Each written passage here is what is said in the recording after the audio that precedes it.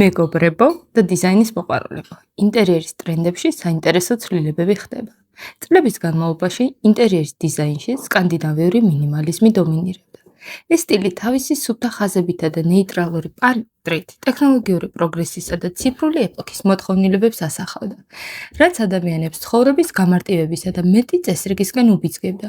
თუმცა დღეს ახალ თაობას უფრო მეტი ემოცია, ფერი, ხასიათი სჭირდება, რადგან დისტანციურ რეჟიმში მუშაობის ზრდასთან ერთად სახლი არა მხოლოდ საცხოვრებელი ადგილი, არამედ სივრცეა, სადაც მთელ დროს ვატარებთ და თავი კომფორტულად გვინდა ვიგრძნოთ.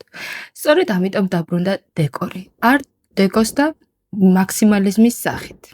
art-დეკოს დაბრუნება პირდაპირ კავშირშია ნოსტალგიასთან. ეს სტილი 1920-იან წლებში გაჩნდა, როგორც პირველი მსოფლიო ომის შემდგომი ოპტიმიზმისა და პროგრესის სიმბოლო.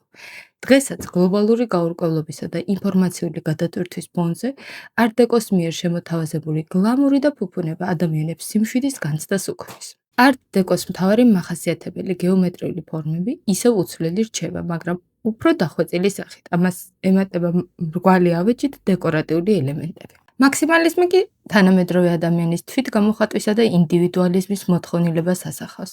ეს სტილი სიცოცხლით, ფერებით სავსეა და ადამიანებს თავისუფლების შეგრძნებას მატებს. აქტუალური ხდება მონოქრომული მაქსიმალიზმი, რომელიც ამ სტილს სრულად ახლებულად დაგვანახებს.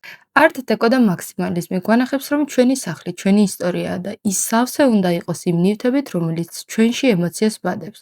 ეს ტრენდები 20-26 წელს კიდევ უფრო გაღრმავდება და უფრო პერსონალიზირებულ და საინტერესო სივრცეებს შექმნის. მინიმალიზმი თუ მაქსიმალიზმი? ან იქნება art-დეკო?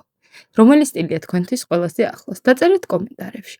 თუ გსურთ მეტი საინტერესო დეტალი ინტერიერის დიზაინზე, გამოიწერეთ გვერდი.